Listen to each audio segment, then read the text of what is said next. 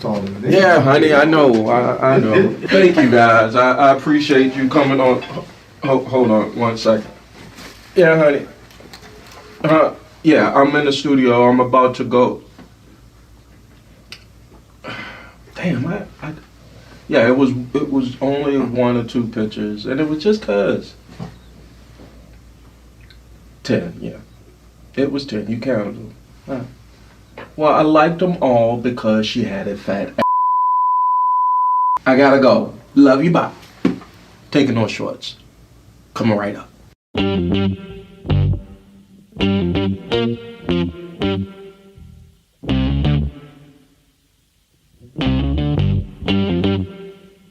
We talking about practice. Not a game. We talking about practice. Now I gotta talk, we all gotta be quiet. You're talking to the Rolex wearing, diamond ring wearing, kiss stealing, woo, wheeling dealing, limousine riding. I'm a man. I'm 40. And now your host, Taking No Shorts podcast, Jay Grizzy.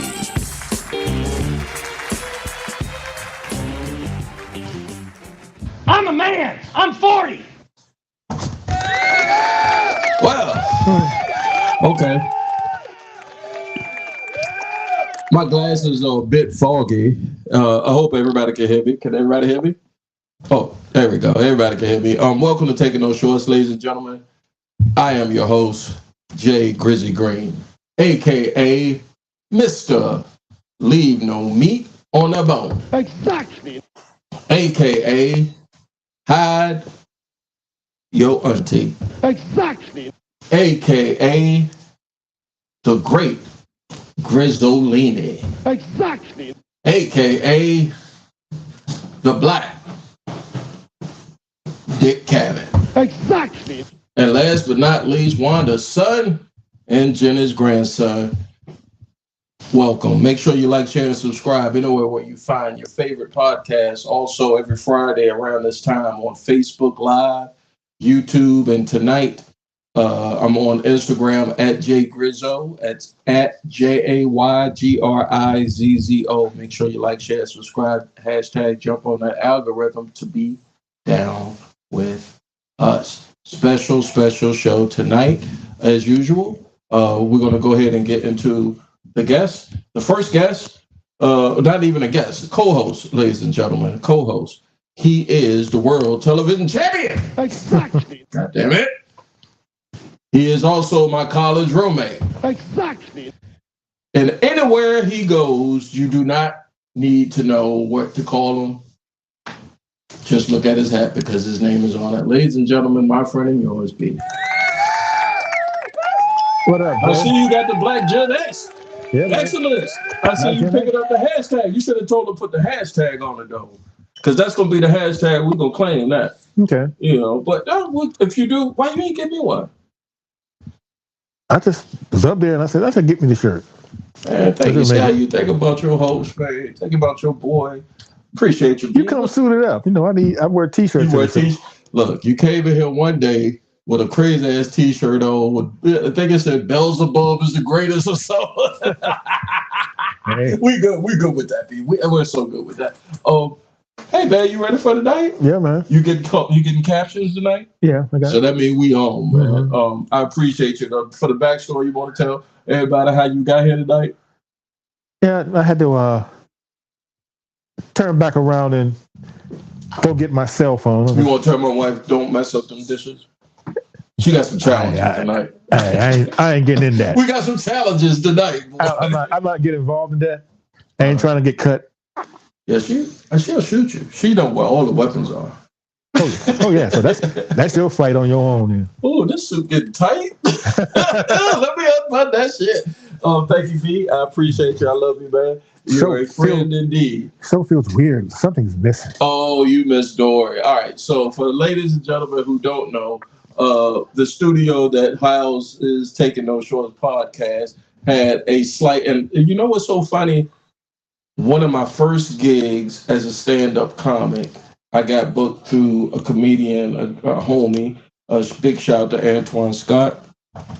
Exactly. He was hooking me up when he was already on, but he reached back and was like, "Yo, you trying to be on? I'm gonna put you on.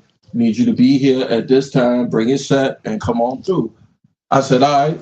I ain't know nothing from nothing. I heard down. I had the scuttlebutt was Jay not funny. I just because comedians are the worst. If y'all don't know if y'all are living up under a rock and didn't see the Cat Williams interview, I'm telling you, comics are very, very unforgiving if you're not funny. And I was just starting out. Anyway, he said, "Come on out to the spot," and then he called me. Just like shit happens when a production happens like 2 or 3 hours before, he said, "Yo, man, the spot that the venue got a plumbing issue and I got to cancel." And I'm telling you, that shit crushed my heart like it was goddamn my parents telling me Santa Claus won't read it. I was just like, I was practicing in the mirror. I was like, damn, man, I was ready. I was so ready. And then to come to find out, the place had the same situation that, and I got to find a name for the studios until we find a new studio. But Taking No Shorts is housed where I house at and had that type of situation. Needless to say, that's why Dory's not here. But I know you miss her dearly. Oh yeah. You want to put that on camera for perpetuity. I want to put a few things on camera. Yeah. But she's not here for her to defend herself. So in perpetuity, you want to say you miss. I'm gonna let you say it because it's out here. Once you put it out on the internet, when the algorithm get it, it's out here forever. Oh, just say, see you next week, adorable. Okay, see. Well, maybe this weekend. I don't know. I'm here all weekend. He's trying to see you tonight, right? He's trying to see you tonight. Last but definitely not the least, a special, always special guest. He's been at Taking No Shorts numerous times. Whenever the call goes out, he answers. Just like when I'm on his platform, he always puts me over. This is my chance. This is my chance to put him over. Look, guys, 2011, that's 13 years ago, or 12 and a half years ago, or 12 and some change ago, we started out this thing called the Green Room, what it was called internet radio when this was bubbling up. This man had a vision, took his brand called Ain't No Half Stepping and Legacy Internet Radio and ran off and has taken it to all places of the world. Can you tell us, ladies and gentlemen, can you tell us, sir, around the world who has listened to your voice on these podcasts and ways? Just give us some points around the world so I can give you some exactions. Come on now. Far and near. Mm-hmm. Give me one city. Give me one worldly city. Seoul, Korea. Exactly. Give me another one. London. Exactly. One more. Got to be threes. Tokyo. Exactly. Ladies and gentlemen, my friend of yours, my homeboy, the smoothest cat in these podcasting ways, the Yogi Marcus J. What's happening, man? That's a good put over? Yeah, you did good, man. You did good. I appreciate it. That's what's up, B? PC, bro. How you doing, man? Hey, man, it's good to see you. And that you put me over just now how Bobby Heenan would put over the Heenan family. Oh, shit. Oh, he remember that? You know what I mean? Like, he used to make, Terry Taylor and his Red Rooster gimmick seem like he was a title contender. I forgot he managed Terry Taylor. As the Red Rooster. He couldn't even, nobody could get the Red Rooster. It was the talk, though. Once Terry got in the ring, he was certainly miscast in that gimmick. He was doing this shit. He was a good wrestler that, Vince embarrassed him similar to how he embarrassed Dusty with putting them polka dots. We're going to get in our bag tonight, y'all. But Bobby Heenan would put over his guys. No matter what? No matter what, and you put me over just the same. So I appreciate you, brother. Checks in the mail. Marcus J. and Tim T. Fine Smith are the only two brothers that can pretty much get away with murder on Taking No Shorts podcast. That's just a stone cold fact, ladies and gentlemen. Let's give a shout out to Kwani, and shout out to you, Kwani. I appreciate you. Oh Lord, they done broke something in my kitchen. Lord, shout out to you, Kwani. I appreciate you checking us out. Make sure you like, share, subscribe, one or the other, or get into them comments. We about to go on our wrestling bit right now. We about to go. There we go. Yeah, I'm about to go on my wrestling bit right now because I swear for Jesus, what came across my timeline. I want to say it was this morning or yesterday. I don't know. But if you were living under a rock and you're a wrestling mark like me and Marcus J and Brent is, we follow pro wrestling from the time we was, I'm going to say 6 or 7 years old. About that time. Early January 1982 is around when I started. So that make you 8? I'm 42 years in. 42 years. Yeah, that make you 8. So that's a good time. Seven. I hadn't turned 8 yet. A good time to pick up pro wrestling. We are fans. Marks. Yeah, I'm a mark. Brent. Yeah, pretty much. He's looking at Corny like, what is this? Is that Fatu? Yeah, no. What is this that I'm looking at? All right, so B, I'm going to set it up for you, and then I'm going to play, and you all are going to listen to the article or a review. So I'm putting over another podcast that's on YouTube, and one of the managers next to Bobby Heenan that I appreciate is Jim Cornette. He has a podcast that he does on a network somewhere. But they are discovering, first and foremost, this story that broke in the Wall Street Journal. And so I'm going to play the first 5 minutes, and we'll talk. I'll come, audience, bear with me, because these guys are the first time they're hearing it. I want them to understand what's going on as well. And then I want to have a conversation about this in different layers, because there's layers to this shit, ladies and gentlemen, wrestling fans. So I'm going to sit back and I'm going to let Corny tell y'all what's going on, hopefully. Yeah, Corny's not going to talk yet. Jesus Christ.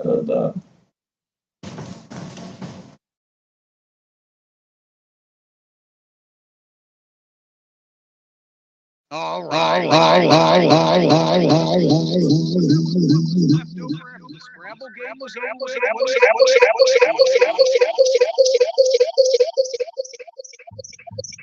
Yeah, that is. I thought I had it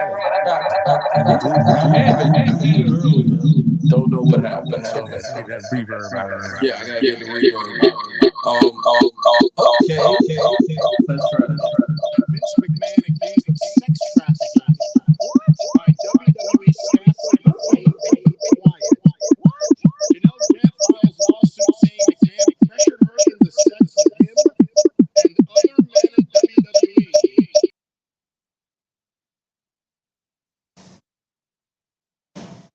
Everybody can hear that? Yeah. The audience can't hear it though. What, Cornette? Yeah. I can't hear Cornette. No, me neither.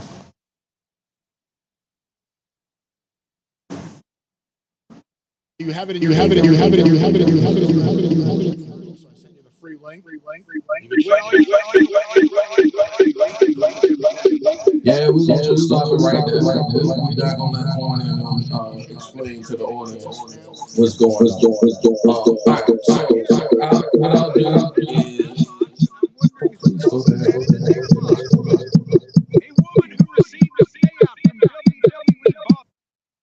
There we go.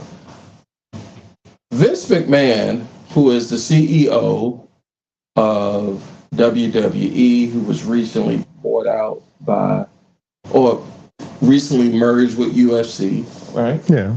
TKO was the name of the company. Being that he is the owner of the wrestling company, was sued for in the suit, he alleged some very, very disturbing things that Corny was describing that I can't play for y'all. But if y'all want to hear, I'm going to describe it. Vince McMahon is a dirtball. Exactly. Allegedly a dirtball. Exactly. if you don't see if you didn't see the plastic surgery and the mustache, Vince, what the fuck was that about? I'll get to the. All right, let's get to the allegations.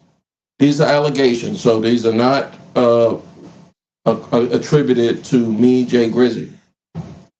He sexually assaulted an employee of his company, passed her off, but they use legal terms to say passed her off to other employees, i.e., John Laurinaitis, Johnny Ace, Exactly. Brock Lesnar, Exactly. and probably others Exactly. of WWE, and their circumstances surrounding that.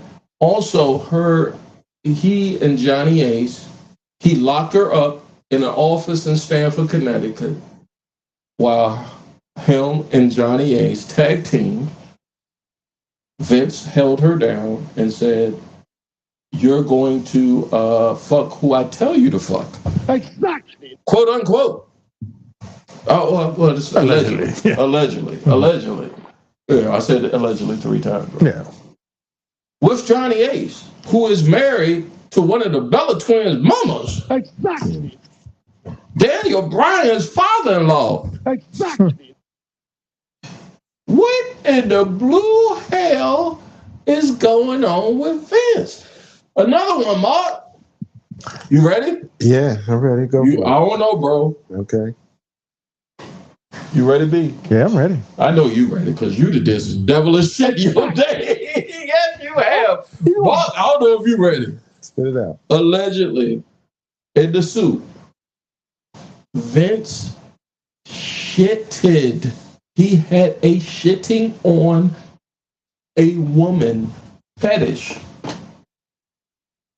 Yeah, that's. You all ready for that? I mean, I'm not surprised by nothing. So I mean, it's not something that surprised me, but it's. I mean, you don't know nobody. Like you watch the television, you see these people, and they perform in whatever capacity they perform in, and you think you know them because you've seen them in interviews, and you think you know a person's character. But the reality is, when nobody's around, you know, people going to do the things that they wouldn't want to do if people was around. And if, you know, it's not politically correct to do those things. Why would he? Look, I mean, so you could be rich. You could be rich and powerful, right?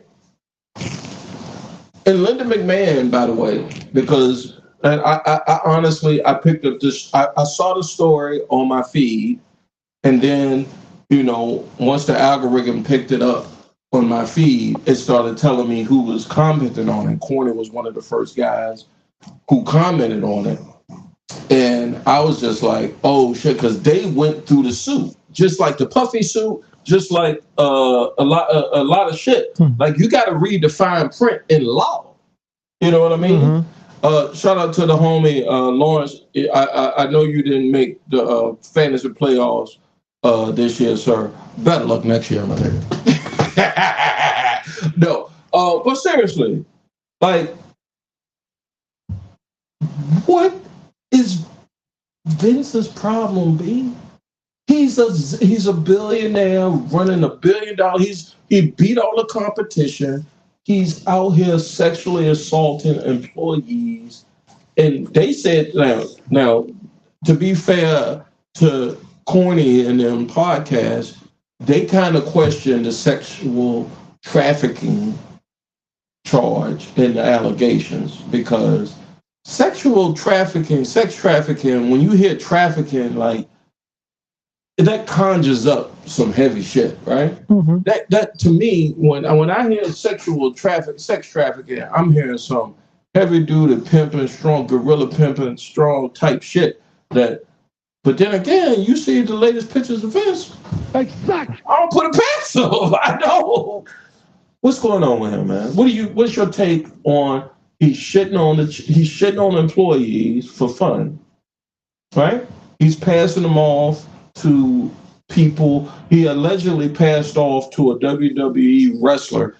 He calls them performers. I call them wrestlers. You know, they're wrestlers. Yeah, they wrestlers, pro wrestlers to me, to try to re-sign him. Also, he was getting them in the lawsuit, allegedly she says, and I forgot the young lady's name, so I apologize, young lady, for not knowing your name off the top of my head because I'm doing this producing and self-producing podcast. But a UFC fighter, they tried to sign to sign a UFC fighter.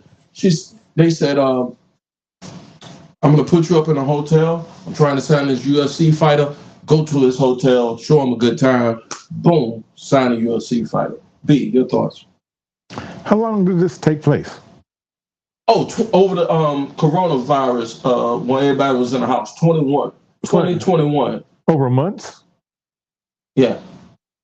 And she was free to come and go as she pleased that whole time? Now, to be fair, I see where you're going. I'm going to give you a couple examples for that. I'm going to see where you're going. Look, he got ousted off the board of WWE because the board decided to hire a lawyer to investigate this shit. And the investigation found out that he paid her hush money or paid her off. And that's going to parlay to a whole nother subject we're going to get to in the podcast. So stay tuned, ladies and gentlemen. But he paid her off. And everybody, I thought, Mark, and I'm going to get back to you, I thought it was a power play by Triple H and Stephanie to take over the company because they knew that he was a douchebag. They knew he was a douchebag. That's your father. You know your father-in-law. You know your wife's husband. If he a piece of shit, he a piece of shit. Yeah. I think it's wise for the advisors and team of a large conglomerate company or country that has a leader that has shown to have behavior that is not befitting of a leader.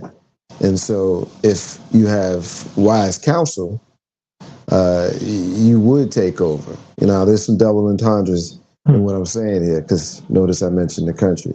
So if you have someone who has shown to have poor character that's going to embarrass your company or embarrass your country, you'd be wise to do all you can to remove them from access to power.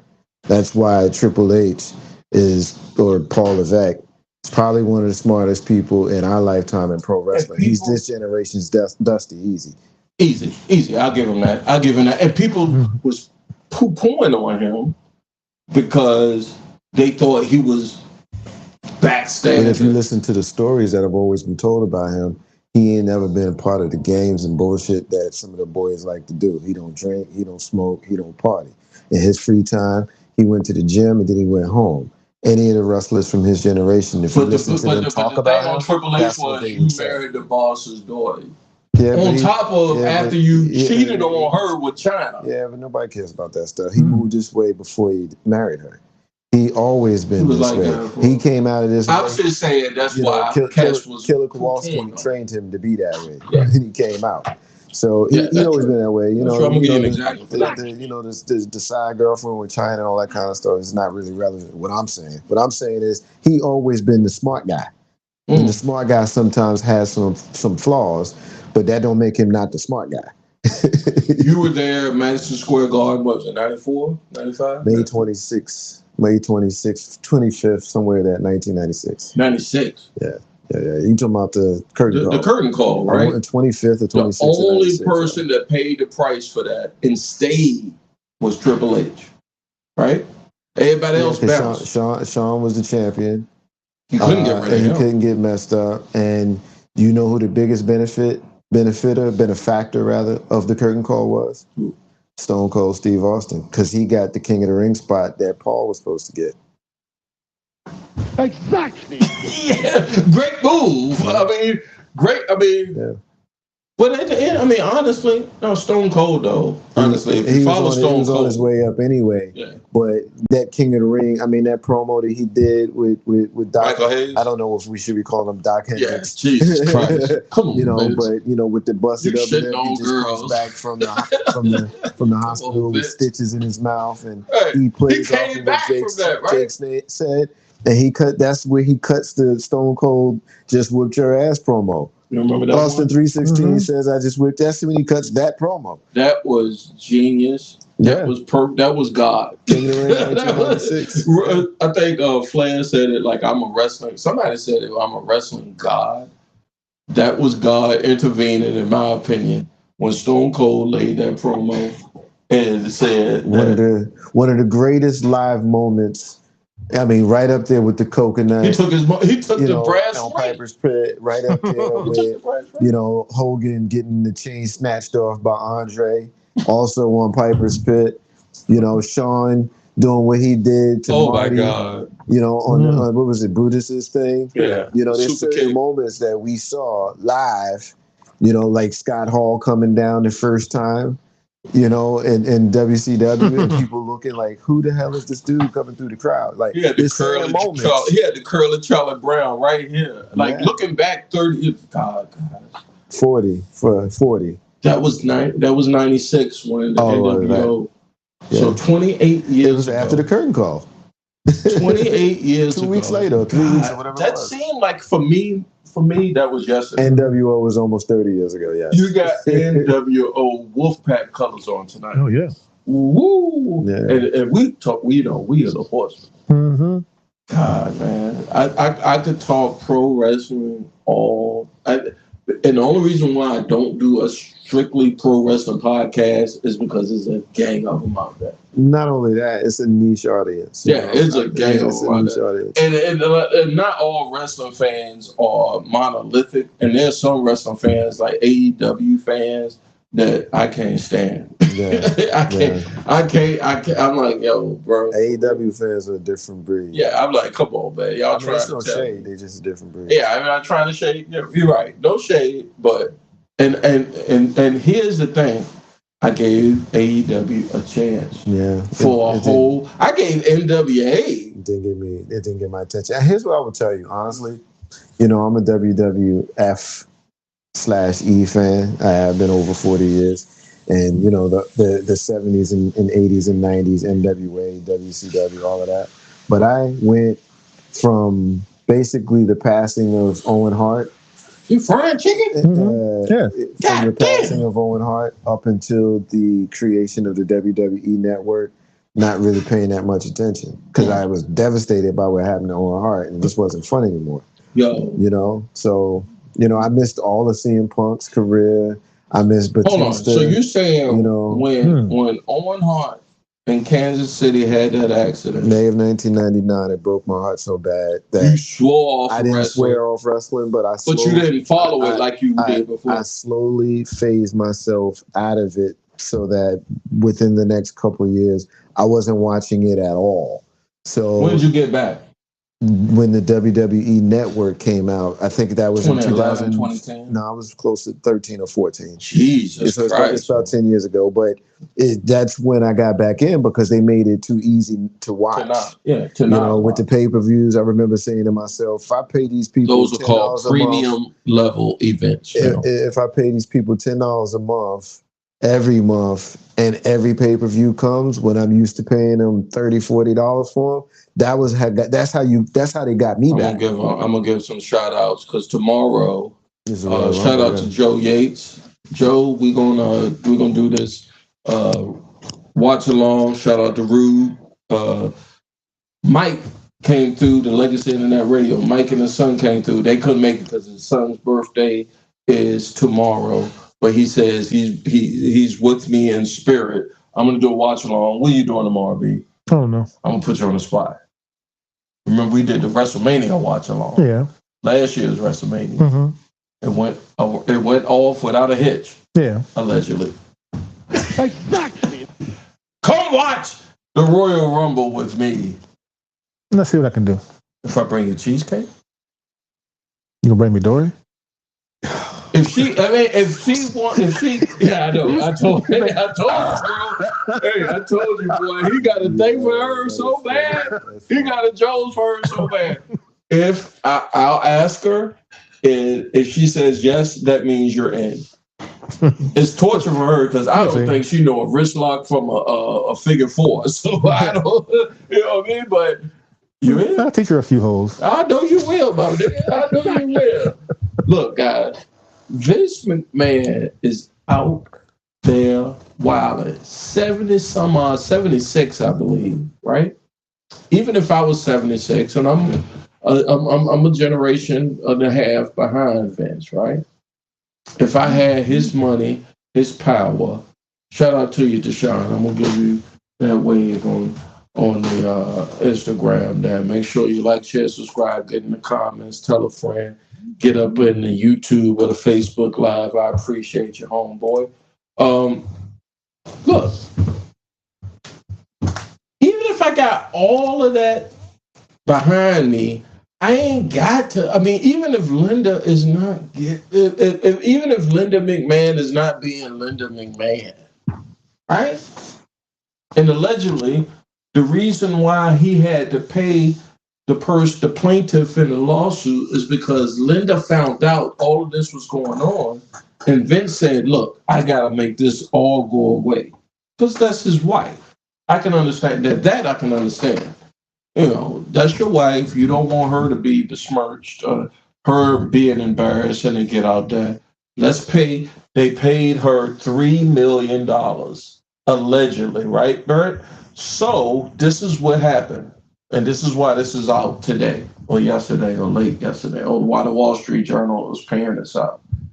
Vince made her sign a non-disclosure agreement with the understanding that he's going to pay her $3 million, only paid her $2 million, and said, "That's it, bitch. That's enough." Oh, I'm sorry with the B word.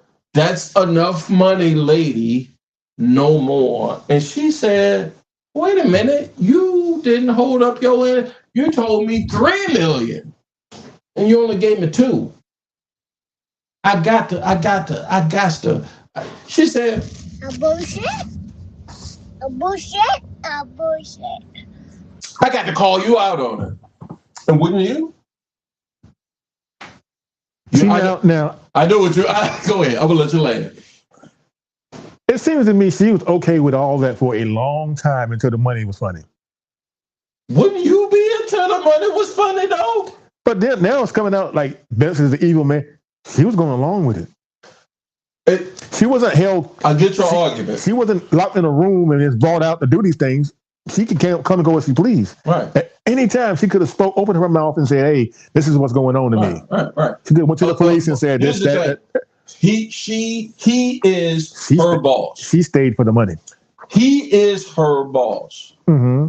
She's young. She's impressionable. She wants to go get ahead. How old is she? I don't know. I have to look it up. If you want to, you can. But she wants to get ahead. If your boss who has all this power over you says, "Look, in order for you to, I can make it happen. I can make it happen. You want to be the queen of motherfucking England? Exactly. I can make it happen." You ain't never sold no dream to a woman? No. Marcus? Of course.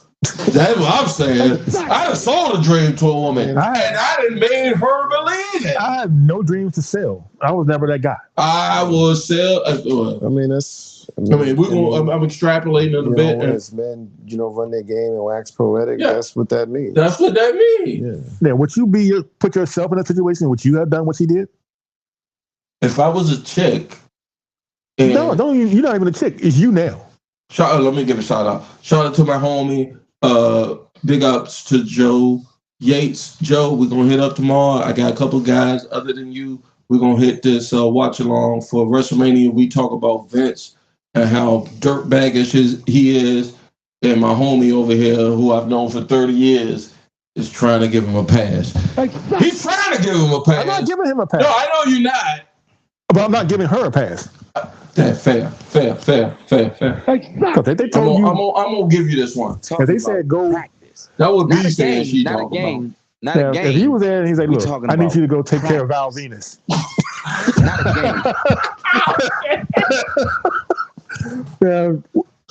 game. Your job depended on it. What is you gonna do?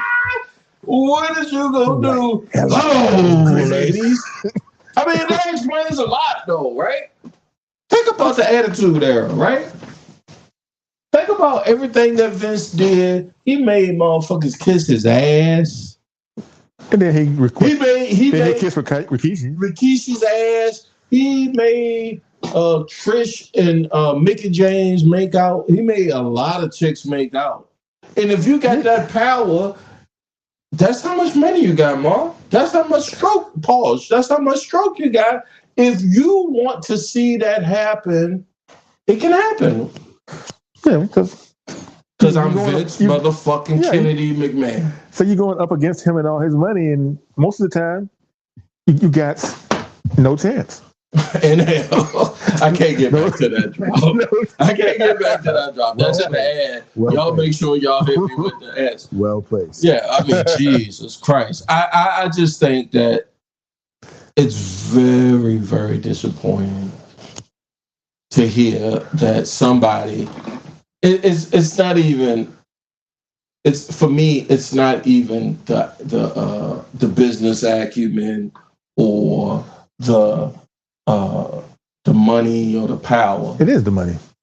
Man, you can't be treated. You can't be treated. You can't be shitting. He's shitting on chicks. Would we have heard about any of this if he'd have gave her $3 million? That's my point, my nigga. Exactly. He told her he was gonna give her 3. He only gave her 2. So $3 million was what all her dignity was worth. And she would have kept it closed. But look, I got sisters. You got a sister. Mm-hmm. If she came to you just like if your sister was the victim of Vince McMahon, right? And she told you, I put up with it. I put up with everything he did, even shitting on me, because he told me he was going to give me 3, but he only gave me 2. I don't say, what is your problem? Why did you put up with it? No, I need to get that 3. He shitted on you. No, exactly. I need to get her straight for going through all this stuff for money. Where's her morals at? She wanted the money, man. And that dude got power over her. She could have walked away at any time. She could have. But that you still don't discount. No, everything he did was dirtbag. Yeah, but she's not cleaning this. Well, but you're gonna charge her? What? Wanted to do what we would want? What we wanted to do? What everybody else wants, to get ahead in life, to get some paper, to. This is the same thing as I was watching or listening to a playlist tonight of rap, right? From when we was coming up. Like the heavy drug dealer rap, because the rap these days is drug users, not drug dealers, right? Mm-hmm. All the Biggie rap, all the Biggie lyrics I heard, all the Big L's I heard, all the Nas's I heard, was about getting money to get about the situation. Mm-hmm. So I was like, yeah, I can understand that. If my ribs is touching my stomach and I need to do what I need to do, I'll sell some crack to people that look like me so I can feed my family. Don't blame me. That's what you sound like, though. You sound like you blaming her because she got to do. You don't know her circumstance. I don't know who she is, though. Right, so let me comment on Go ahead, sir. If you're selling crack, you're going to jail. It doesn't matter what your circumstances are. Mm-hmm. Not to the judge and not to the jury. The minute she started taking money, she was complicit in the bullshit. So I don't care about $2 million or $3 million. Exactly. If she was violated, and hey, look, I'm not somebody that's ever been violated. So perhaps my position on it might be about a bit out of touch. Mm-hmm. But the minute that she took money, to me, there's a level of complicity that makes it difficult for me to envision the disrespect being that big of a deal to her. Moralistically, to an outward observer, we look at what happened and like, yo, that shit's crazy. They should put him under the jail. But she took his money. So how mad are you? How upset are you if you taking money? You to be quiet so you don't snitch? So what are we talking? Hold on, let me finish. What are we talking about here? Are we talking about your life circumstances? We talking about your life circumstances is so dire that you're gonna sell your ass for money and then get mad at the person that bought it? Exactly. What are we talking about here? I mean, I've always, everybody who watches this podcast knows, I'm always the type of the skeptic to be like, all right, I'm with you until I detect a lie. Honestly, I can't disagree. I want to disagree with both of you all so bad, but I can't. I mean, if you've been assaulted, hey, look, I respect. I need a woman. I respected somebody I that's need been assaulted. I got you. I understand that, and I have learned to understand and respect that there's a level of fear that keeps an assault victim from reporting the assault. And, there's no time limit, in when you come to terms with that. If it's a day, if it's a week, if it's a year, if it's whatever, if the assault happened, the assault still happened, let's put that motherfucker under the jail.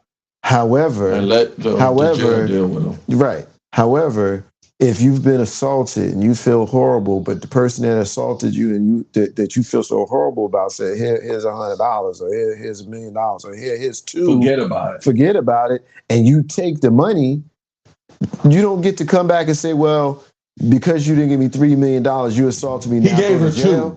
Come on, man. He gave her $2. The minute she took $1, her credibility went in the toilet with me. Damn.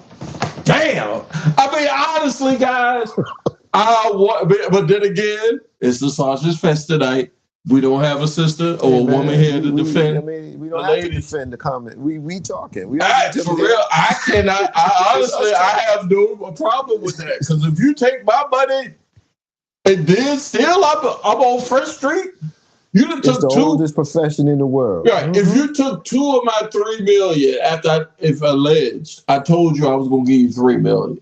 You took $2 of it. What's the difference between a hooker on the street that was expecting $50 from the John, he gave her $20? What's the difference?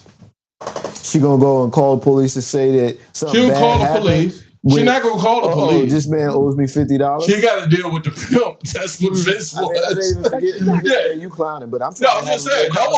Vince was like, if you don't do this, I can't sign this performer. I won't sign this performer. And if you don't do that, I mean, the minute she took his money, but she said okay. The minute she took his money, I'm not, somebody gets groomed and they end up doing things they don't want to do. Like, I'm not a psychologist. I'm not an expert. So I don't know how to litigate all of that kind of stuff in a debate or in a courtroom.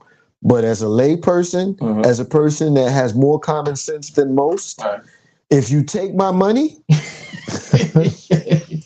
that's the main thing. I mean, if you take a lot of my money, it's not even money. You take it. We just traded favors. Yeah. And you mad because you didn't get the favor the size of the one that I got. Speaking of that, we finna go into, because it came down. Somebody had to pay short of $100 million. I will never get this son of a bitch any credit, but short of $100 million because he did some heinous shit and Bergdorf Goodman in somewhere in Midtown Manhattan and still besmirching a woman's name. He said it twice.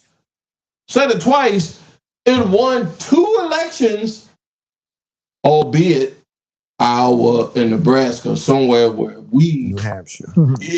Don't look like it. What I say? Nebraska. New Hampshire. Nebraska is the same. Shout out to Tom Herbert. He live out in Omaha. And Omaha got some real motherfuckers out there.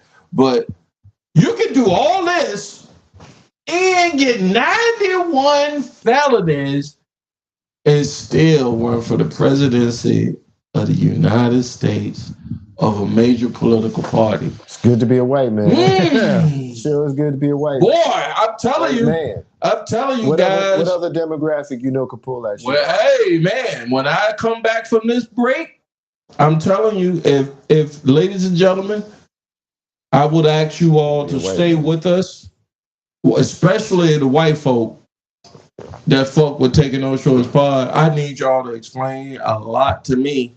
They can't. They can't. But I want them to. I want them to try. Are racist because he said only a white man. I want them to try. It's true. I want them to try. After this break, for this break, we're gonna move over on the IG only. To @Taking No Shorts pod. Make sure y'all go hit that for this second half of Taking No Shorts pod.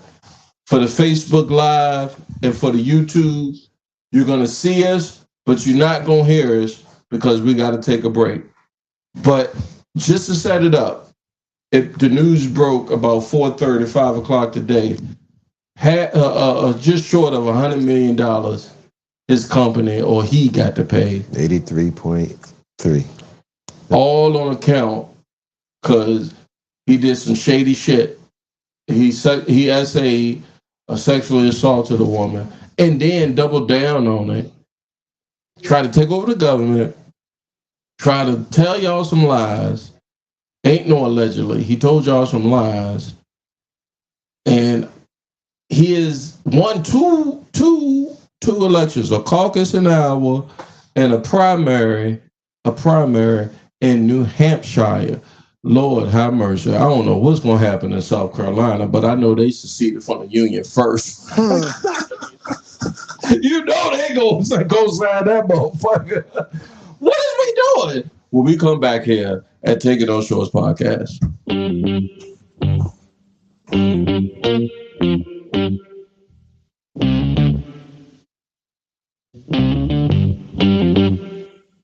We talking about practice. Not a game.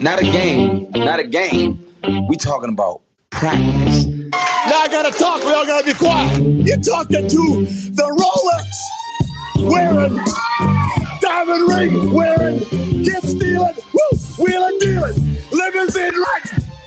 I'm a man. I'm 40. And now your host, Taking No Shorts podcast, Jay Grizzy.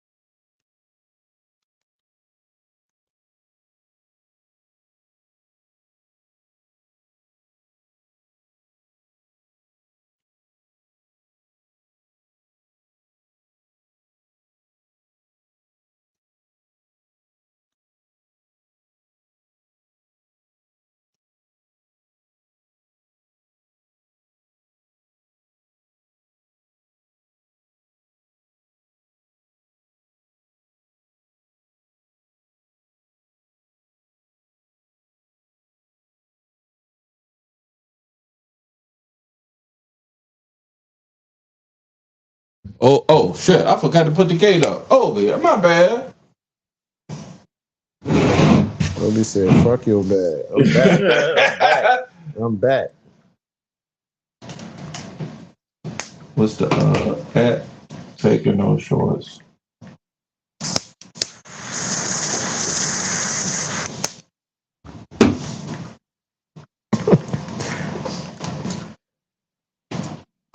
Sound like G Money over there for a second. 8:45. Yeah. Color people time. When I come back, all I gotta do is hit that live. Shit, I forgot to put the gate up. Oh, yeah, my bad.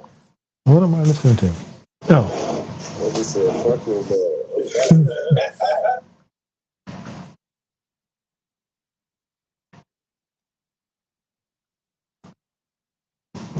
Oh, we about to go upstairs. Hold on.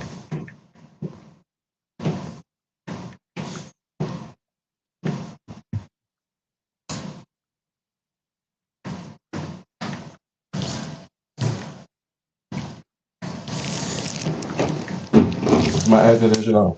It sound like it's on. Yeah, it's on. 8:45. And there's no foot there to smell.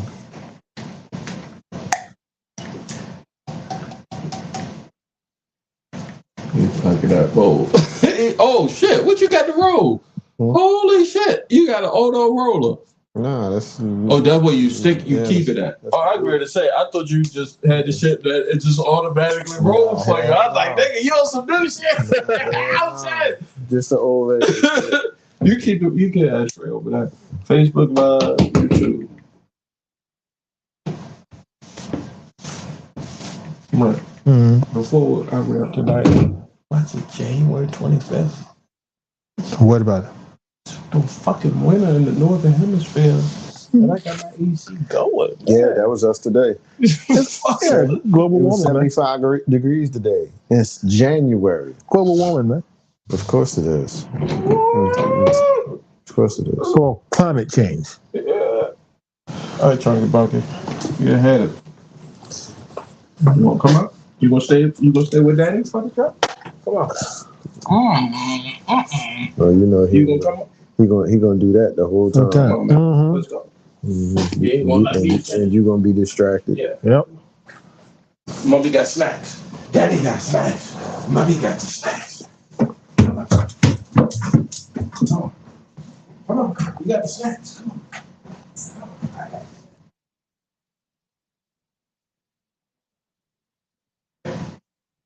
Just keep Obi busy for me, okay? Thank you.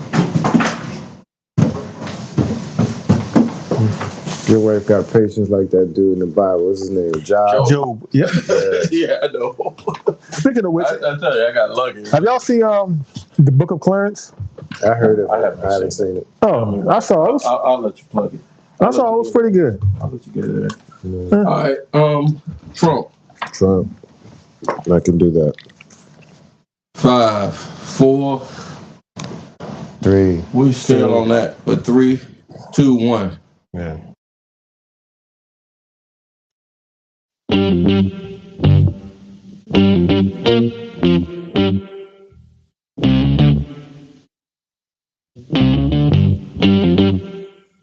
We talking about practice. Not a game. We talking about practice. Now I gotta talk. We all gotta be quiet. You're talking to the Rolex wearing, diamond ring wearing, gift stealing, wheeling dealing, limousine riding. I'm a man. I'm 40. And now your host, Taking No Shorts podcast, Jay Grizzy. Holy shit. Hey. Yeah. If y'all got to this part of the podcast, God fucking bless you. And if you got God and fucking in the same sentence, you're an alien, goddammit. Hold on. B, do you know, this is where the squirrels come in. Do you know I hit the wrong button on the board during one episode? I got you. The main button. Oh. There we go. I can edit the intro. The main I'm not too worried about is that one I'm worried about because I can't edit that too much because they physically can see us. But one episode I had hit the special effects button and I was sounding. How do you want to sound, B? I was sounding like this. Like Megatron. Yeah, I was sounding like Megatron the whole goddamn podcast because I was high on my goddamn eyes and didn't know it. Okay, y'all won't know it because on the Instagram, y'all can't hear this feed. But on Facebook and on YouTube, nigga, I'm fucking Megatron. What's the sound wave? Yeah. I'm all them motherfuckers. And then what's the other one, B? Ladies and gentlemen. The devil one, the deep voice thing. Oh, I know you want that one. Hold on. Ladies and gentlemen, the resident atheists are taking on port. Sure, I'm gonna let him land on this one because we're on the backside of the podcast. Also, a college roommate, his name is on his hat. And what's the other one? So wherever he set his foot. Oh, wherever he set his foot is. It's always say I'm gonna let him introduce himself. Ladies and gentlemen, you might know him as Beelzebub, but I know him as B. Go ahead, B. How y'all doing? Oh. Did it get me? No. Wait a minute. What? It heard a little bit of it, then stop. Try now, B. No. It's just me that is picking up like that. Yeah, it looks like it. Yeah. Hey, don't worry about it. That's God. A little kid with a new toy. That's God. God is saying, you're not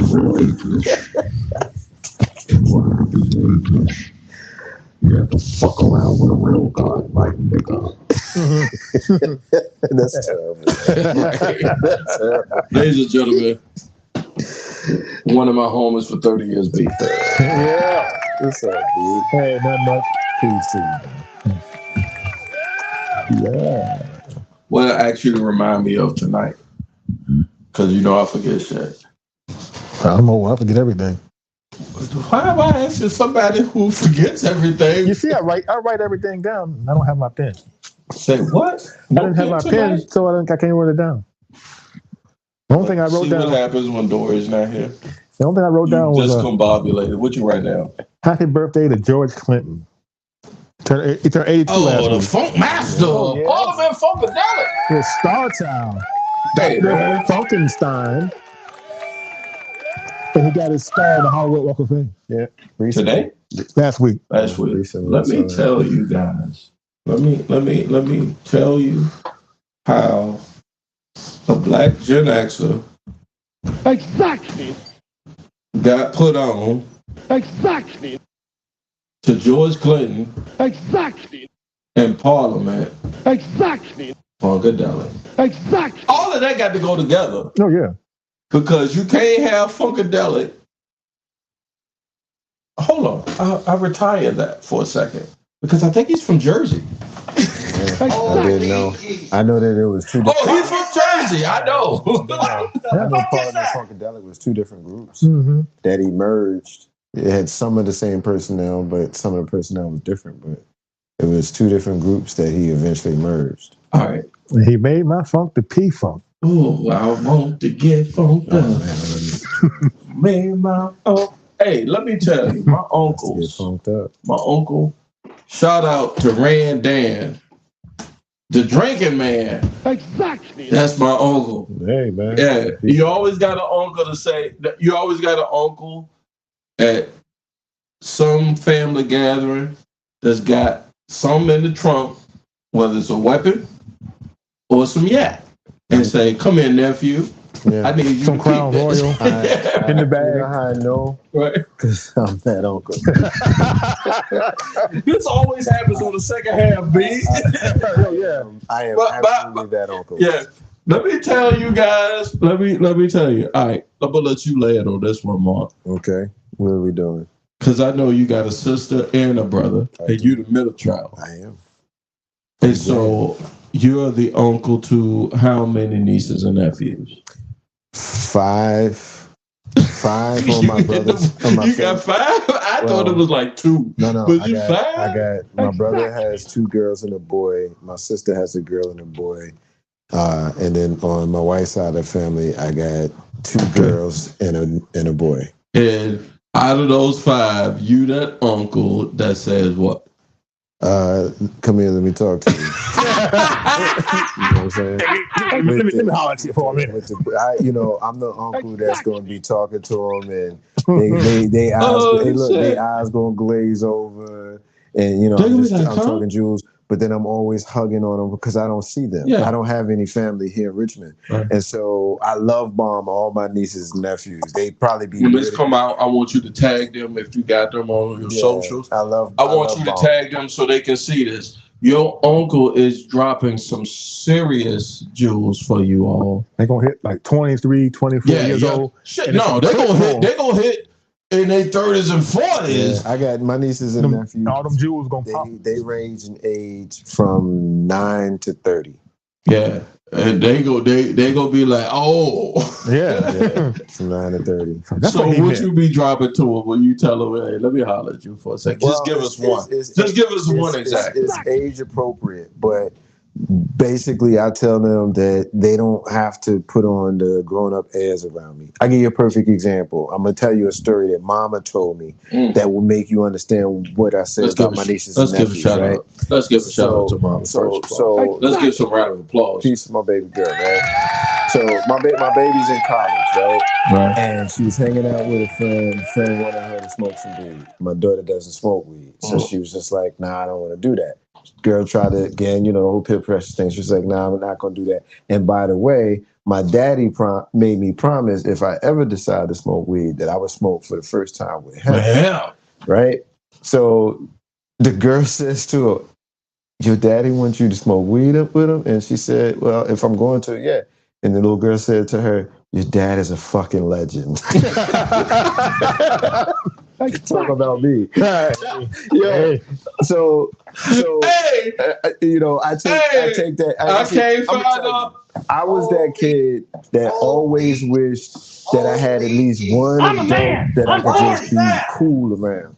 You always felt like you had to always be on guard around adults. And so I always wanted my nieces and nephews to be relaxed around me. Just, if you cuss, just cuss. Because when I was 9, I was cussing. You know what I'm saying? Like, don't be all uptight. Yeah, I won't be respectful. I'm not saying that you need to wild out and act out of character, but I don't want you to be feeling all super uptight. And I love bombing because I don't get to see him. Yeah. So I just thought about something. Excuse me, Marcus. Sure. Yo, whole black ass.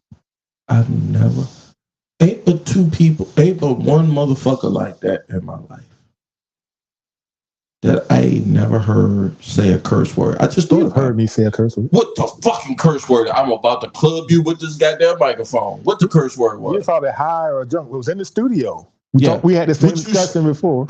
Dude, I've known you for 30 some odd years, and you never said a curse word until now? You said damn. No, I dropped the F-bomb in the studio during the show. All right, you lose all credibility for the simple fact because we were having the same conversation. So for context, I guess you're known for not using foul language. Yeah. Okay, I got you. And my father, for as long as I've been alive, still to this day, how Deontay Wilder said, Exactly. to this day, to this day. Hey, never said a curse word. Your daddy? My father never said a curse word in front of me. Oh. The closest curse word he said to me was pissed. I mean, I respect those. I grew up with those adults. I'm a lot more of a free spirited. I'm not going to change who I am or how I move just because you happen to be a kid. Right. Look, I want you, Mark. You know what I'm saying? Because but I'm also not overly aggressive and crass anyway. Right. Some shit, like, I remember, this is what I told my dad, you cuss like Prince. I remember when Prince said, God damn it, in Purple Rain. And I said, oh, nigga, you ain't said, that's why She ain't giving you no pussy. You ain't saying with no bass in your motherfucking voice. You say, oh, you ain't gonna motherfucking get that. And I was like, no. And then and I thought about it, and now you gotta understand. French Purple Rain 84 of 12. 2000 and whatever. I'm an adult. So no longer 12. Yeah, I'm no longer 12. So when I reflect back and it's like, oh, there's value in not using the George Carlin 7-letter words or 7 words that get you banned or that get you sponsors. Trust me, I've had folks tell me in stand up and podcasting, you're too blue and you ain't gonna get what you looking at. Oh, I just saw a taco on the screen. Where did the taco come from? When you want to read it for the audience? No. Okay. I'll read it for the audience. You can't make everyone happy. You're not a taco. You're not a taco, man. You're not a taco. Hey. You know, so I'm happy when I have tacos. Right. You gotta rock with what the creator gave you. You know, you can't cook and cut nothing. We're gonna get to the rest of the podcast, I promise you all, but let me land on this. So my dad, one day he knows a guy who does, what do you call those? Handyman, right? So I had an issue, same issue as tonight, really. I had an issue with my plumbing, and if you don't shake the handle, it'll run, and that means your water bill go up. Mm-hmm. My dad says, I know a guy, right? I was like, okay. And so the guy comes, he has no equipment. Exactly. He says, just give me a wrench and I'll fix it. And then my dad had to run, and my dad said, pay him, you know, for his time, whatever he asks you to pay him, go ahead and pay him. He gonna make sure you're straight. So I ended up paying the guy what he asked me. My dad had to run. The guy's still doing the work on my home, and the guy said it's gonna be X amount of dollars, and I go ahead and pay the guy that money. Right. Fast forward 2 months. Right. Me and my dad is hanging out, and he said, "Yo, I'm curious. How much so-and-so charged you for that job you did?" And I told him. He said, "Oh, hell no!" That nigga didn't work on my house. Look, I ain't never seen my dad out of pocket. I guess you saw him that day. Hey, so I throw it to you. Have you seen your dad out of pocket? I have, yes. Yeah, boy. He said, "Oh, hell no. That nigga fucked up. He got me fucked up." I see. I won't tell the story. That's a short version. Taking on short version. Let's just say, in my father's prime, didn't nobody want to throw hands with him. Yeah. In essence, you got a story about that, B? No. You sure? Mm-hmm. All right. Yeah. In essence, I'll say it that way. I'm gonna be who I need to be because I'm gonna raise my son.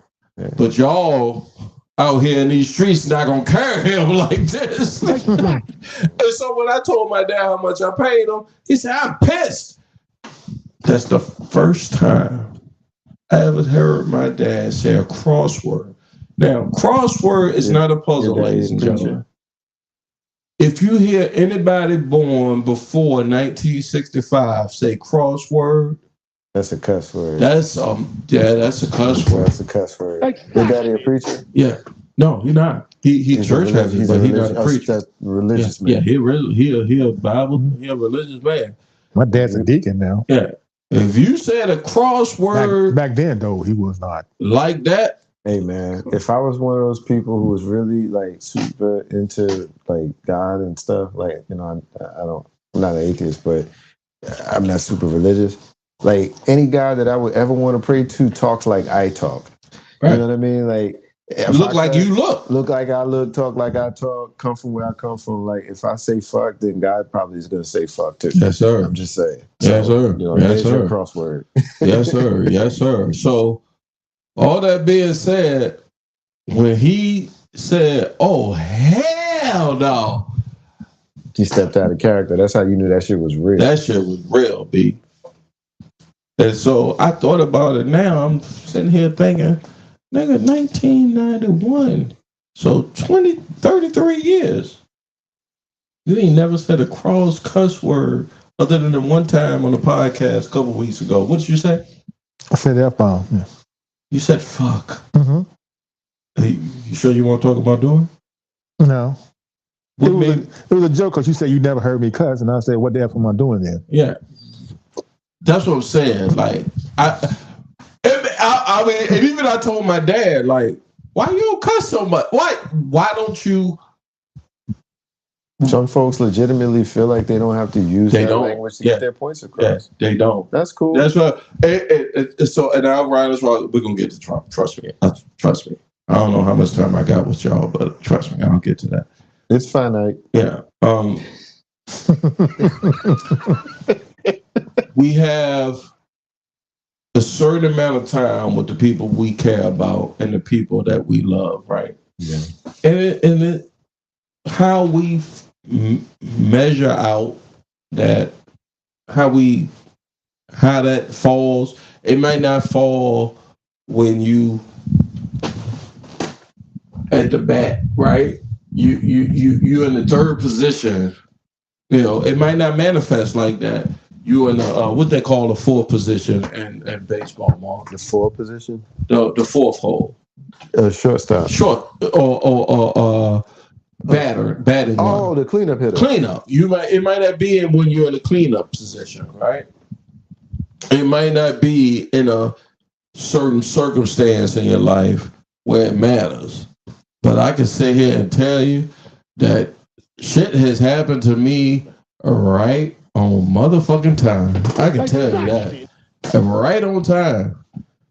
And this man say, no, I can't let this ride. He charged you that when he did work on my house for less. I got to say something. And he came out of the pocket and cursed. And to me, cursing for him, granted, I saw my first porn at his house. You're mess, man. Right? One of my first porns, by the way. You know, granted, I saw that, but he stood up and was like, nah, I can't let this ride. I can't let this ride. I gotta say something. And he said, I'm gonna say something to him. And I said, damn, don't! Because he did now to be fair, this guy he's one of those handyman who got challenges. You know, long story short, all right, let's get to Trump. Ladies and gentlemen. Long story long. Yeah, just a long story. That was a squirrel, right? It really was. Well, you can let me be long. I can be long. I didn't want to jump on you. Yeah. I can hear that. Okay. Exactly. Okay. Look, the decision came down today that $83 million got to be paid to the plaintiff. She'll never see it. Because she'll die before she gets a penny. You think so? So yeah. Getting that money? He ain't got it. Do you think he got it? He probably hasn't. But no, man. I'm not the kind of person that pontificates on does this person have died. No, I don't know. I don't really care how much money he got. Here's what I will tell you. He will tie her up in appeals and litigation. So he playing a court system. He always does. It's surprising, and it's not. Why? Hold on. But that's not a Donald Trump thing. That's what rich people do. If they play the system, of course, you sitting there looking surprised. Were you surprised? I am so surprised about it. I am so surprised. I'm serious. I'm serious. I'm dead ass. Let me light my weed. I'm dead ass. You don't need it if you don't understand that. Yeah. No, this is going to be. I swear to God, when this algorithm catches this, when I upload this algorithm is going to be so great. Look, I'm listening. I play by the rules a little bit, right? And I got a little bit of, I got a lot of knowledge of self, right? But I also know that 160 years ago, y'all could wild out. Y'all could wild out a lot. So I need to be keen. I need to be on point. I need to be on point when y'all wild out. And that wilding out was January 6th, right? Now January 6th is over with. And y'all still with the shits? Mm-hmm. Marcus J, they still with the shits.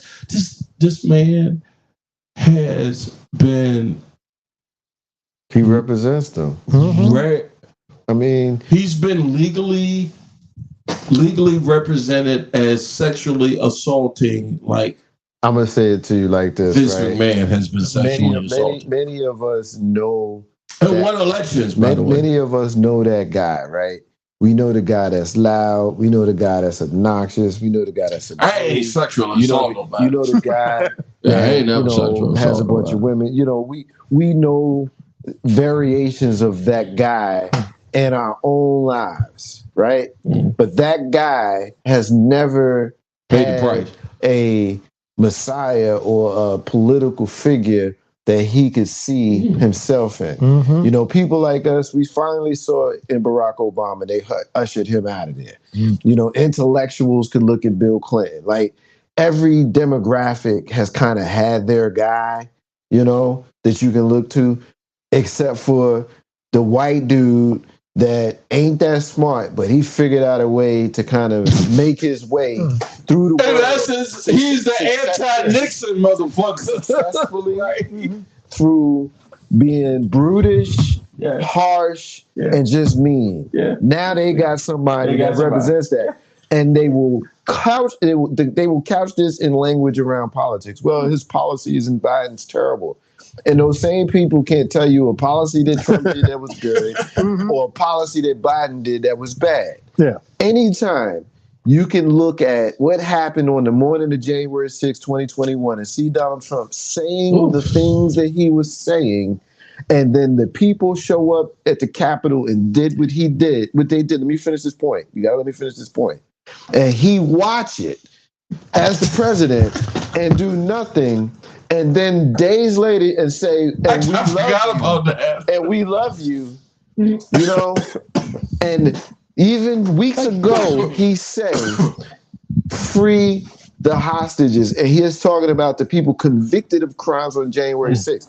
So if you know all of that, the way I just laid it out, and you still want that guy as the president of the United States, what the fuck are people like us gonna do but get mad? I'm armed to the motherfucking teeth. I'm gonna let the whole world know. There were people in his camp. If I'm gonna go out, somebody coming with me. There were people in his camp watching the January 6th stuff live, playing music and dancing as they were raiding the Capitol. Politicians was talking about weeks later, talking about how it was akin to a tour at the Capitol. It's not that serious. Said it out loud. I mean, as ridiculous as it sounds, guys, I understand how far off the reservation. I mean, I do, because I sat in that corner right up under my Steelers wreath that my auntie made for me. That was my old office in that corner over there until I rearranged it. But I sat there and my television was over there and I saw the shit happening. I was like, oh, them niggas on the goddamn Capitol. They running up on the Capitol. And then, guess what? I immediately went to 1995. Farrakhan called 1 million black men on the mall. If you've never been to Washington, D.C., ladies and gentlemen, the mall is about a mile long, right? It goes from the Jefferson Memorial all the way to the Capitol, right? And to fill that space up, there is pictures throughout the world that shows how many human beings it would take to fill that type of space up. And Louis Farrakhan called 1 million black men, and it's more than likely more than 1 million black men that came on that day in 1995 and occupied that space. And guess what? Exactly. Not a hand was laid on the Capitol. Not one person arrested. Not one person arrested. Nothing happened on that day, on a peaceful day, I might add. But fast forward 95 to 2021, January 6th. So I don't know how many years that is. And it won't a million. I can tell you that. Mm-hmm. It won't a million. They know the history the same way you laid it out. And just like you laid it I gotta spell it out for you. Just like you laid out like that, they laid out that way. But they still find themselves superior to you. Mm-hmm. And it's just what it is. Like, we can articulately lay out how discrimination, is so plain to these people, but you're talking to people that know it better than you do. You're right. I always say it's not a conversation we should be having. Absolutely not. It's a conversation y'all need to be having. Racism is a white people problem. It's a white people problem. Let me take that back. Okay, it's not a white people problem. Racism is a white supremacy problem. Amen. And it doesn't take just white people to feed into and manifest white supremacy. Yeah. What some of your black friends are. There you go. That goofy motherfucker. Why am I, as I'm saying it? Yeah. Some of your black friends. Why am I sitting here trying to explain Tim Scott to somebody? Can't. You cannot. Can't. Say, Uncle Ruckus. He do look like the dude from Fat Albert, though, don't he? Yeah. Oh no, he does. And if if somebody on his staff want to get any of my ads or in these comments or whatever on social media. And be like, you're wrong. And then, come on. You don't look, come on. Come on. You know who he is. I know who he is. That black guy has always existed, though. Mm-hmm. It has. We've always had with that black guy. It has. All of this how Mark. Every generation has that guy. Yeah, there you go. Exactly. That's exactly right. Every generation of African knows somebody that's going to sell you down the road. I mean, if you just look at the fact that he's from South Carolina, Nikki Haley's from South Carolina, she appointed him, to his position. Or she recommended him to his position. You know what I'm saying? So this is a man that's already shown that he would be disloyal. Mm-hmm. If you look at the things that Donald Trump has done that is adverse to black people, just by virtue of the things he said and the racism that he stirs in others, and you look at that and you don't have a problem with that, you as a senator always talk about where you came from, but it doesn't match your behavior. Mm-hmm. He a goofy ass motherfucker. I mean, he's the goofiest of the goofiest. It's a shame. I don't want to. I saw when New Hampshire happened in 2024, and he co-signed Trump. Trump saying, "You a dumbass Negro." I'm sitting there talking about you to your face. He does that to all of them. I'm talking about you to your face, and you gonna sit up there and still shut your job. I'm gonna tell you what, right? There's nothing for us to believe that when Nikki Haley finally decides that this is over for her, that she might not end up endorsing him too. They all do it. Mm-hmm. They all do it. You know why? I'm gonna tell you why. Yes, sir. And this is sad, but this is the reason why. It's because winning by party, jersey, laundry is more important than what's best for the country. Mm-hmm. The jersey. We're talking about blood or cuz. Yeah. Republican. A Republican person doesn't want a Democrat. Why? Because he's a Democrat. Not because it's a good person, might be good for the country. You know what I'm saying? That's why they fall around. These people don't like this man. But they feel that he's their best chance as Republicans to win. I'm going to extrapolate. I saw something. Y'all going to laugh when I tell you.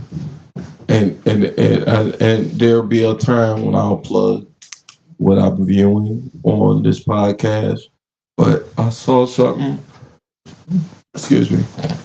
And this guy had interviewed in a very stripped out, intimate manner a pimp. I just talked about Vince. I'm not doing a pimp. I'm not doing that. Y'all saw me with a whole jacket on. I'm high. I'm not doing that. But the one thing I picked up off the conversation was, look, I know when somebody's selling me shit. I know when somebody's selling me shit. And y'all need to leave these mad white folk alone. Mark James. But I tell you, I'll share it I didn't share it in a group chat, but I'll share it with you. He said these mad white folk is fitting to go to the mat. They is fitting, you wrestle in the amateur. And when I say wrestle, because we talk about pro wrestling, but I'm talking about in a amateur NCAA way, right? Mm-hmm. When somebody says go to the mat,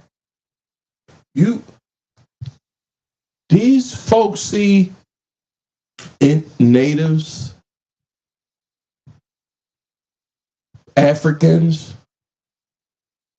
abortion, as controversial as it is, the king in England didn't want us. We the kids of that. We came over here to set up our own shit. And now y'all fitting to take over? Oh no. Exactly. Oh no. Exactly. We can't have that. We gotta have an orange, juicy fruit looking motherfucker lie to you and tell you that a Aztec, that a Pueblo, that a Mayan, that a black man from Africa could actually just be on the same level or more than you. And you so scared. You finna say we finna run up on the Capitol, B. Exactly. We finna burn this whole thing down. Exactly. We finna start a whole problem. Exactly. We can't let that happen. We can't let that happen. 91 counts. 91. If somebody that look like you, Brent, I'm asking you a question. Mm-hmm. You got 90. Shit. If somebody that look like you got half of a count, if you got pulled over tomorrow, right? Mm-hmm. And caught a ticket because you got a license suspended or a light or your tail light out, you could die. Exactly. Yeah. Or to be fair, this is a question. How do you feel about? Here's the question. How do you feel about this? You could die because your tail light is out. He could be president after he'd been convicted and had to pay damages for raping somebody. I think half the country's crazy. Exactly. They sitting around talking about Hunter Biden and the possibilities that things may happen, but there's 91 counts for this man of things that has happened. When they don't see him doing anything wrong. The burden of maybe is what got me. Like maybe? Because here's the thing. You live with somebody that say, that might could happen, right? Or you work with somebody that say that might could happen, but at the end of the day, when you shut your blinds, ladies and gentlemen, and you shut your doors, the same people that say that might and that maybe is saying, yes, I want it. I want all y'all out of here. That's what they telling you. I am armed to the teeth. Come fuck around what you want to.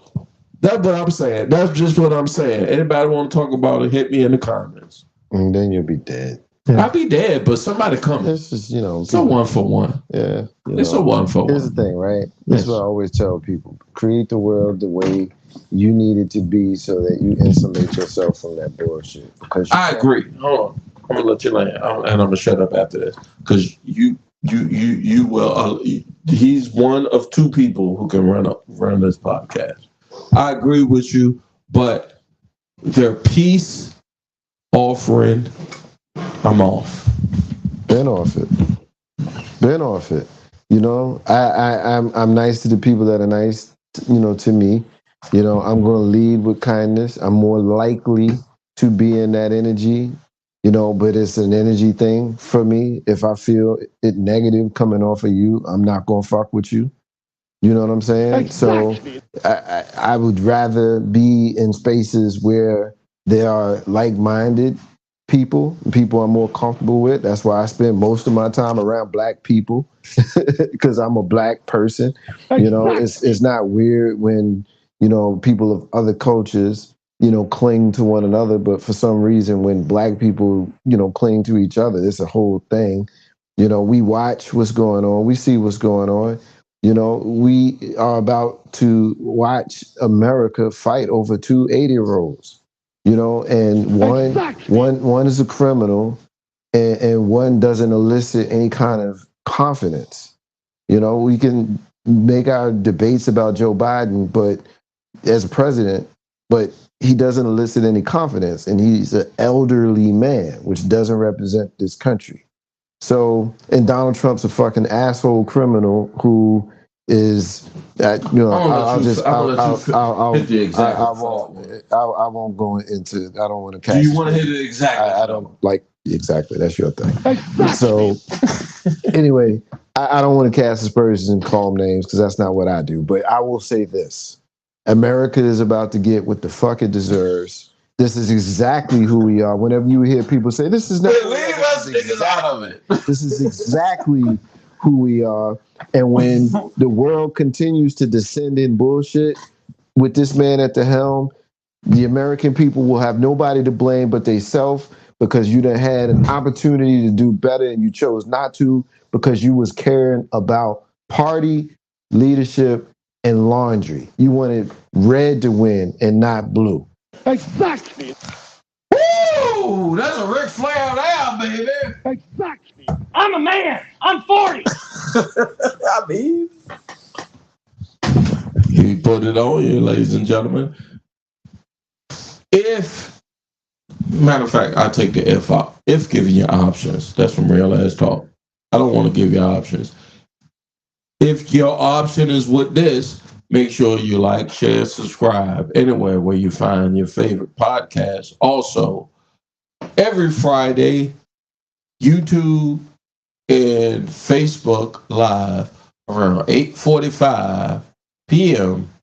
Color People Time. I had another subject. Oh, top 5. Y'all got time for top 5 tonight? Top 5. What? You just said top 5. You never put a description. I know. I'm going to give you a top 5. All right. And then we're going to wing this last topic. Okay. Mm-hmm. Top 5. Ooh. Top 5. I want to say top 5. Music and hoes. And porn. I don't deal with hoes. So. Or chicks you want to bang. Top 5. I don't have a list of chicks. Oh, I got a top 5 other than Grizzly's wife 5 times. I mean, if you want to do a top 5 of beautiful women, can we say it that way? Yeah. Thank you. Instead of, Thank you, ladies and gentlemen. You said it. The Taking No Shorts podcast live. I'll go back to the Jay Grizzly live, but you'll see us on Taking No Shorts on Facebook and YouTube, and it's only been 90 minutes. Hold on, wait a minute. I pay good money to not live in a neighborhood where I hear an ambulance. Did I hear ambulance? Yeah, because Or nobody having around you could get sick. That's yeah, I'm telling impossible that's because of the yeah. neighborhood. Can't nobody fall down, have a heart attack or a stroke Impossible. because your rent. Wait a minute. Sprained an ankle. Did I hear an ambulance in my neighborhood? Yes. Yes. That's how white people think. We'll be right back. Exactly.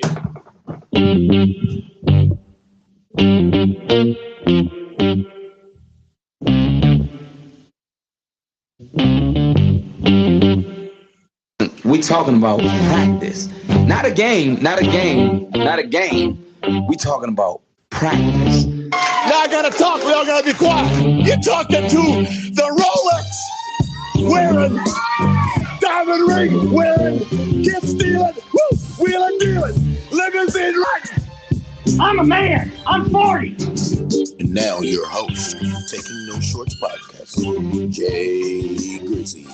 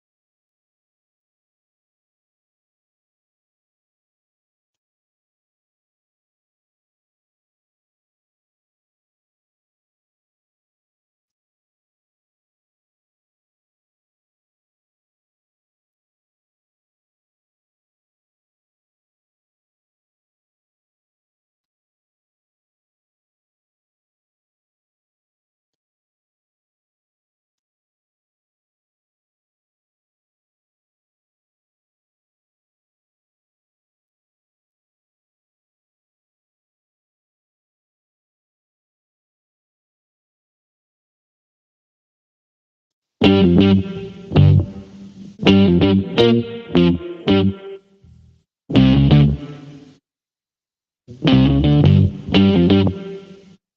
talking about practice. Not a game, not a game, not a game. We talking about practice. Now I gotta talk. We all gotta be quiet. You're talking to the Rolex wearing, diamond ring wearing, gift stealing, woo, wheeling dealing, limousine riding. I'm a man. I'm 40. And now your host, Taking No Shorts podcast, Jay Grizzy.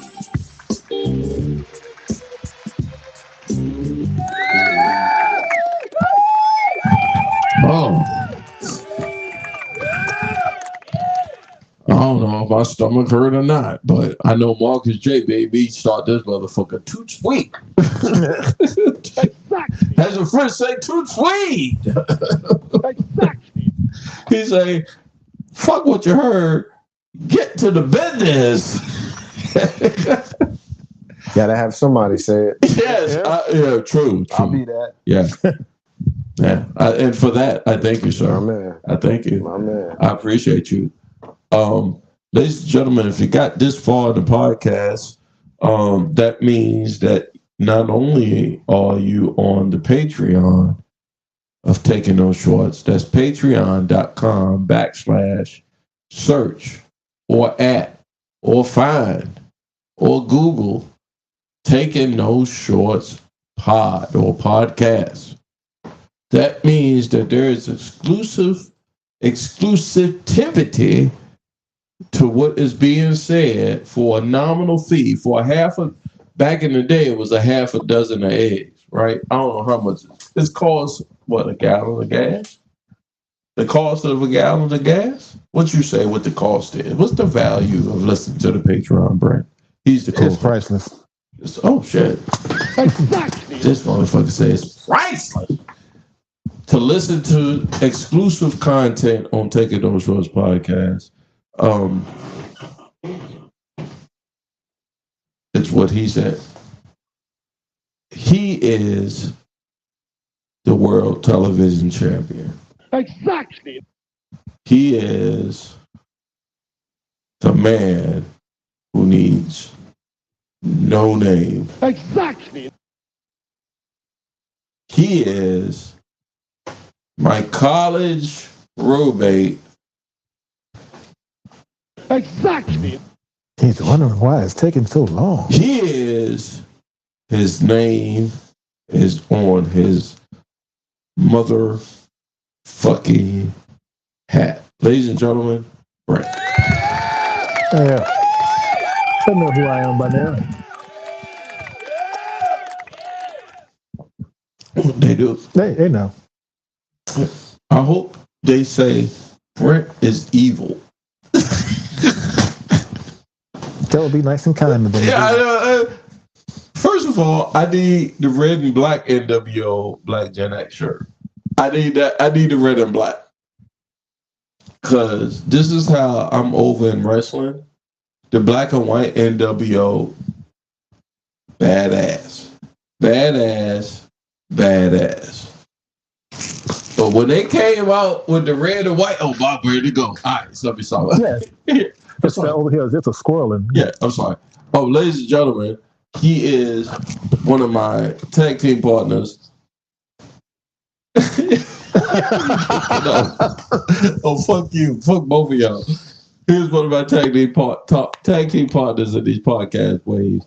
He is the owner and operator and sole proprietor of Legacy Internet Radio and the host of Ain't No Half Stepping Anywhere on these internet ways. He records when he goddamn please. Ladies and gentlemen, my friend of yours, Marcus J. Yes. He ready to go. The semi-retired Marcus J. That's why I record whenever I goddamn semi-retired, yeah. You remember the first wrestler that came out to that entrance?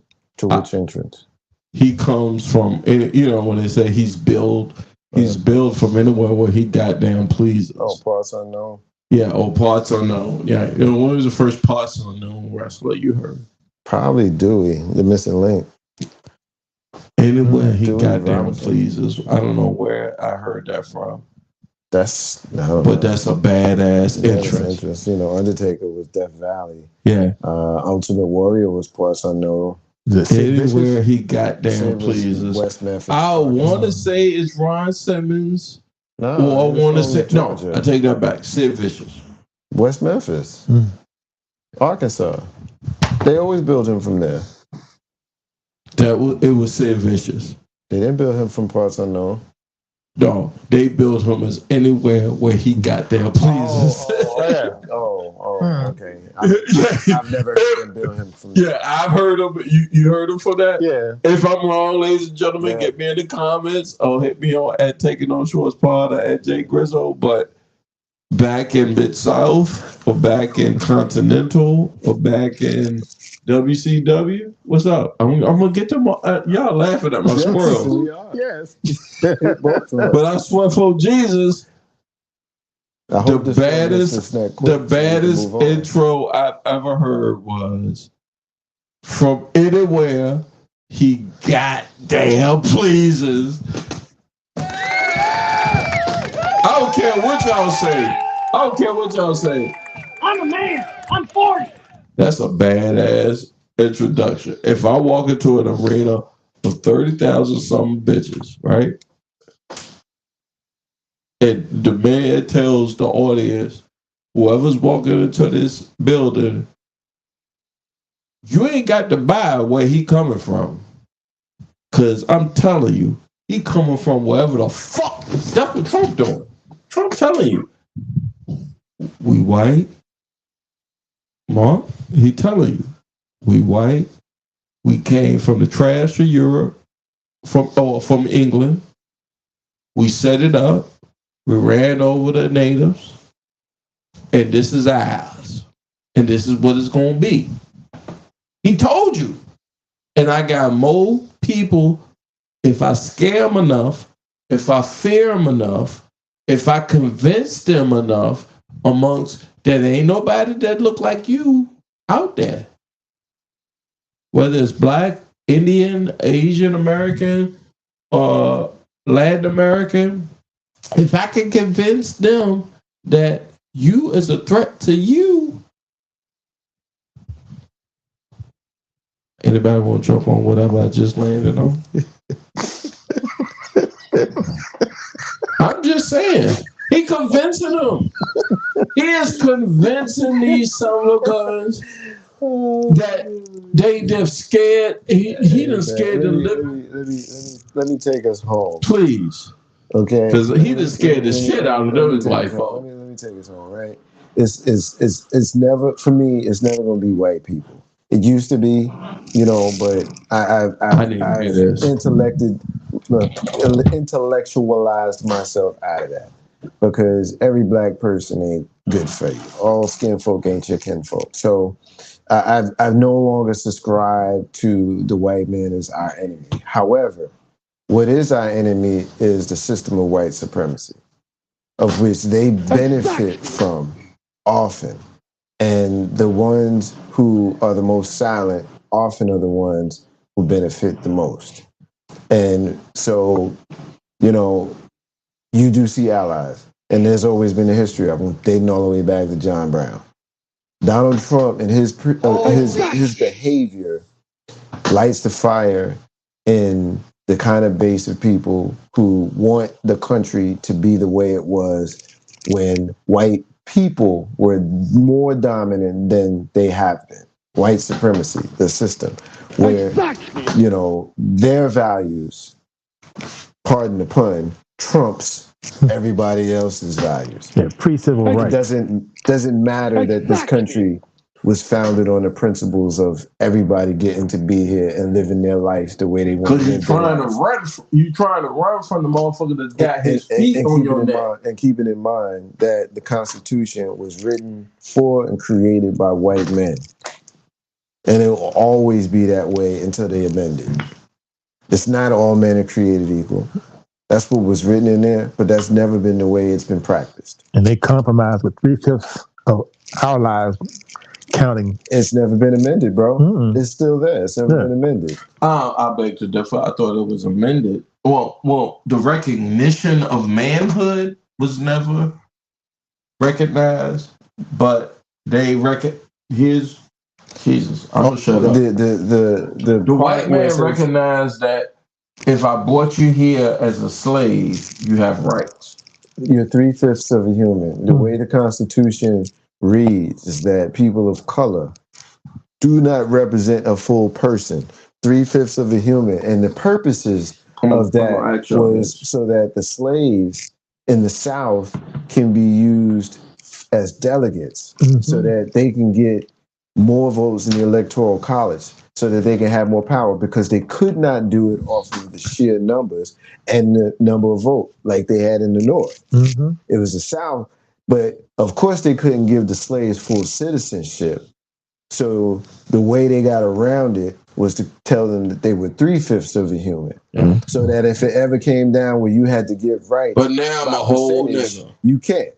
I'm a whole man now. Well, I mean, the Emancipation Proclamation was supposed to do that, but Reconstruction took 100 years, and by the time you got to the Civil Rights, you opened up something that you got to give me some time. No, I'm gonna. That's so true. That's so true, bro. Because if you reconstruct what you say is on paper, if you say what I said on paper, and I'm talking to you white folk, and I live with you, I work with you. If you say what's on paper and you kill 600,000 of your own dummies, the same 600, I'm sorry, the same 73 million or 70 million that voted for somebody who feels the same way that you would feel 170, 150, 60 years later. If you feel that way, okay, what you gonna do with that? What you gonna do with that? I mean, you no different than Israel, and I'm extrapolating. If you want to rock with me, you can. If not, I got 9 minutes. You no different than Russia. You no different than a Nazi in Germany. No, I'm telling you, you no different than saying that if I got a, all right. If you share a multicultural country, right? If you're in a country with folks who don't look like you, the Puritans, the English came over here trying to escape a British king, right? They was finna die if it weren't for the Indians. And they said, we need to find somebody to help till this land. And that's how the African got here. Am I lying so far? No, we understand this. Okay. Yeah. Man, I appreciated the invitation to be here tonight. You know how to wrap it up. I do. This is what I do. All right. I appreciate. Yeah, I appreciate you, bro. Thank you. Ladies and gentlemen, that means that Jay Grizzly Green, aka the Black Dick Cabot, Exactly. aka Hide Your Auntie. Exactly. I'm gonna let you land. I'm gonna let you sign off. And last but not least, aka the host of Taking No Shorts podcast. Make sure you like, share, subscribe. Exactly. Brent, you got anything you want to get off your chest before you wrap up? I iterated religion tonight, so by all means, if you want to get your non-Jesus believing self off, you can. I'd say go see what's in the movie? I don't know. I talked about the Book of Clarence, loosely based. It's an atheist movie. No, it is not. What did you say? At the end, he has reason to believe that God exists. God exists. Yeah. Jesus, I need to see that movie. So it's. I mean, I enjoyed the movie. He must have got some pussy. No, not everything is about that. I think God is woman. I think a woman is God. I wouldn't be surprised. And here's the reason why I say that. I've been saying that for years. Here's the reason why I say that. I've listened to a song. I'm a music guy. I'm a music guy. I'm a vibe guy. War, spilling wine, take that spilling wine. I'm gonna play it when you go out. If y'all listen to it and y'all go home and y'all commute to your crib, I want y'all to pay attention to it and listen to the lyrics. I think War is a 7-inch group. It's a Black Gen X group. Exactly. All right. They might have did some trips on some LSD or some drugs. It's okay. Exactly. Who the fuck hasn't done that? I haven't done it. White folks have done all kinds of shit. We black folk, we ain't done anything. Small animal with bushy tail. Yeah. Marcus J. Yeah. Anyway, I'll get to it. We're gonna wrap it up. I'll get to it. But the story of the song, of the lyrics, is he does this trip. There's this woman who says, hey, spill this wine, drink with me, take these drugs with me, and you'll experience ecstasy, God, life, experience the world. And if you experience it, you'll understand what the fuck is going on. But you too busy trying not to do it. Because you think you know what it is because you're the black man. I'm telling you, the women know what's going on. The black woman know what's going on, and all you gotta do is pay attention. You finish wrapping up. All right. Last but not least, every time I pull out the call to this man, he comes through pause. He makes sure he tells me, and he's a man of his word. We've put down countless podcasts and internet radio hours together. He's my friend. I love him. He's my brother. Ladies and gentlemen, a friend of the podcast. Make sure y'all check him out. Anytime, like Sid Vicious says, he goddamn pleases to record and put content out on Legacy Internet Radio. And that is a VUU. He's also a Virginia Union alumni. Shout out to Charles Barkley. Not Charles Barkley, Charles Oakley. Had some sips with him back in the day, didn't Yeah. Yeah. Ladies and gentlemen, Marcus J. Peace, man. I appreciate the opportunity. As you know, you mentioned, alluded. Boy, I put out content when I choose to. I'm semi-retired. You know, I closed the den, the Legacy in that radio, the physical space 3 years ago this month, and continued the podcast. I shifted 8.5 Stepping with Marcus J from a internet radio show to a podcast with John and Steph and myself, and we continue. We did our last show. Didn't I say earlier I don't like exactly you do that? Yeah, you did that. You did like say that. I don't like exactly. I heard it. Yeah. Which drop do you like? None of them. Oh, Jesus. So we gotta make one for him. No, it's really okay.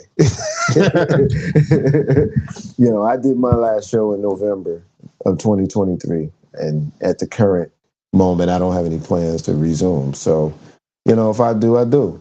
It's the awesome thing about being middle-aged. You do what the fuck you want to do when you fucking feel like it, and you don't do shit you don't want to do. If you don't want to fucking do it, then don't fucking do it. Yeah. If you want to do something else, then do something else. I'll still be checking in to see if y'all on air. It's one of the wonderful things. The last thing I'll say, and then I'll pass it on. Yeah.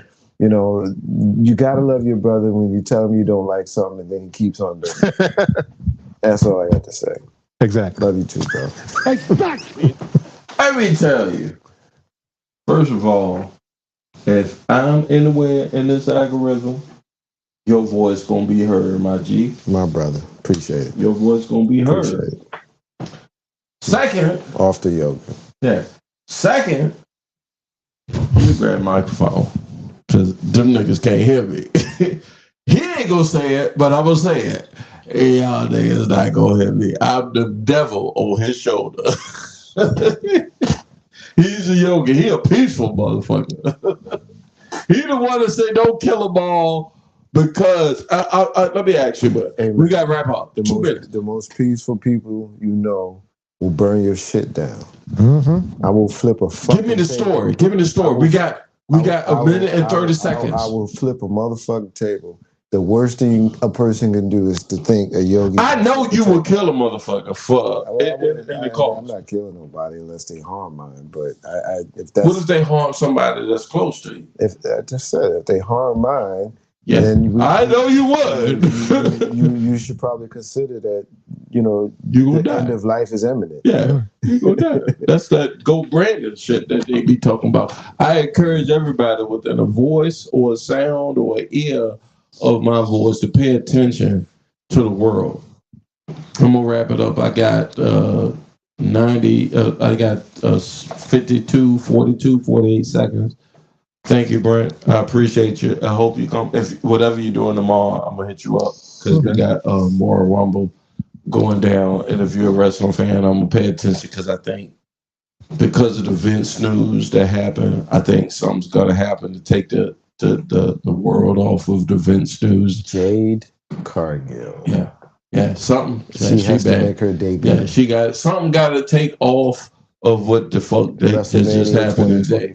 Yeah. Jade Cargill, Bianca Belair. You heard it here first. Sounds like a plan to me. I know. I'd watch that. Yeah, I would watch it. I would watch it, and I would pay for it. I mean, if you ask it, I would pay for it. I got a couple of seconds. Matter of fact, I'm over. So, thank you guys. I appreciate you. I love you guys.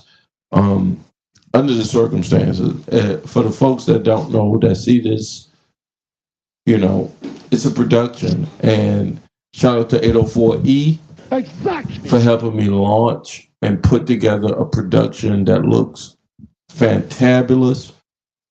And I hope to get that back to where that is. Right now it's here.